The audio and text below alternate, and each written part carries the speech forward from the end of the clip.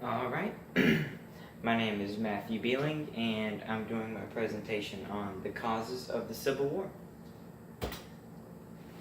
Now, there were many different factors that led to the ignition of war.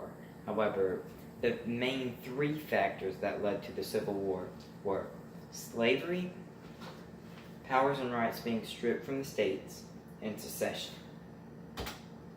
Now, the first cause is slavery. Now, this played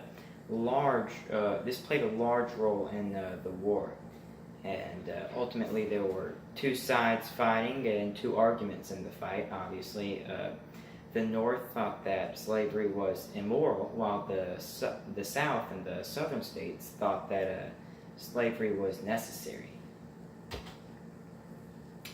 Now, of course, there were things such as racism and personal beliefs that made the South want to keep slavery going. However, one thing that largely contributed to this decision was that the South relied too much on slavery to let it go. What I mean by that is that it mainly relied on it in two different ways. The first one is to sustain its economy.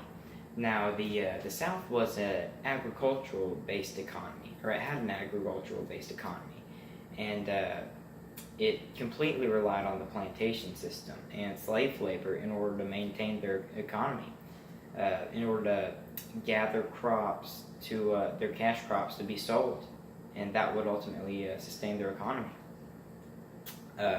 Without slaves, they couldn't do that, and also and in another way, the South relied on slavery to boost its political power.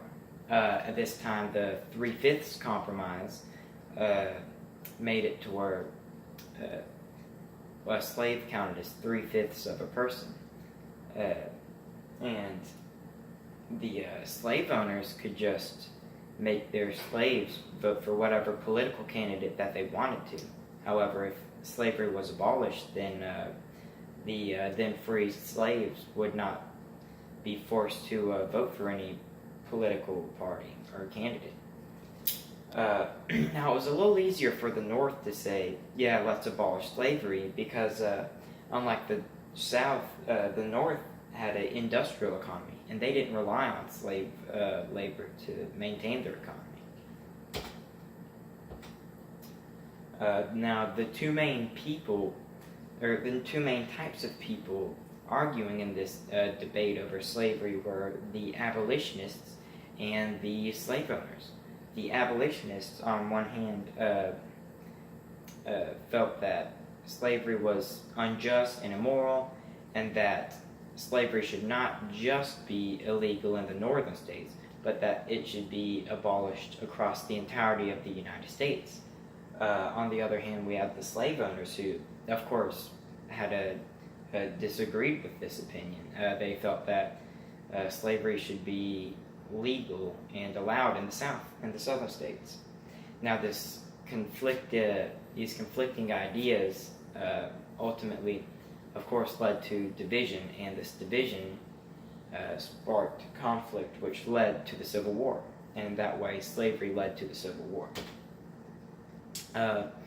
The second cause of the Civil War is states' rights. Now, the idea of federal versus state power was a long disputed topic even before the Civil War. But the southern states came together and decided that the states had the right to make decisions for themselves.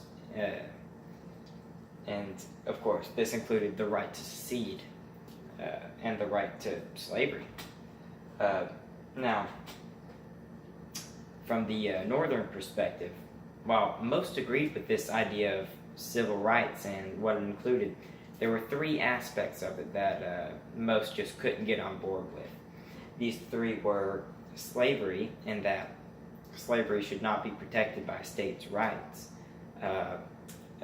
federal law, and what I mean by that is that federal law, the Northerners believed that federal law should trump state law, And third would be secession, that states' rights did not protect did not give the right to secede from the nation.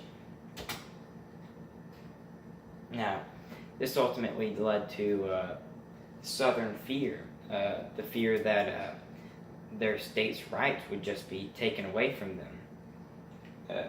They felt that slavery was a state right, but all this talk of abolition made them scared that their states' rights wouldn't be upheld and that they would be taken away. And ultimately, it made them hate the North. And this hate and fear towards each other caused division. And again, this division ultimately led to the Civil War. The third cause of the Civil War is secession.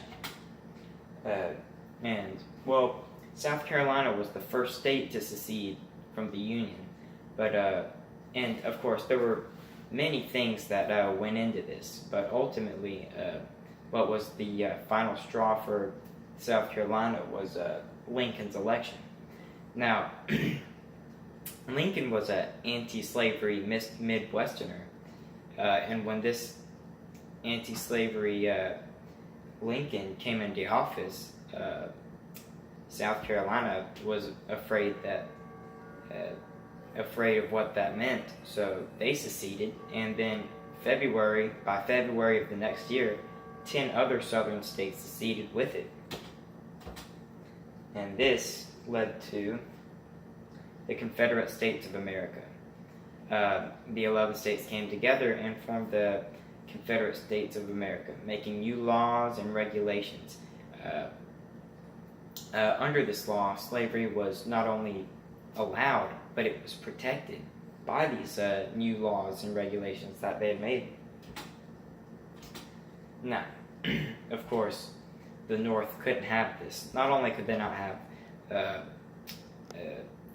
collection of states breaking away from their nation, but also they couldn't have the institution of slavery being upheld in their nation at all. And so, ultimately, this made the war inevitable. And that was a large reason why secession led to the Civil War. But ultimately, it led to division. And to say it led to more division is kind of an understatement, because it completely divided the Union and the Confederate, or the North and the South, completely. And this division and this, mainly the division led to the Civil War, and that's why the secession led to the Civil War. To conclude, in the aftermath of the war, the Southern economy was left in shambles because it was an agricultural economy, and it relied on the plantation system to maintain its economy and sustain it. But without slave labor, the plantation system fell apart, and with it, the Southern economy. However, what this did put to rest ultimately was the argument of federal law versus state law, in that from then on, everyone knew that federal law trumped state law. Now, the importance of this, this is important because, people should learn this. Not only is it important to learn historical things like this so that we won't repeat past mistakes, but specifically, it's important to learn what were the causes of the Civil War, so that we don't become divided as a nation.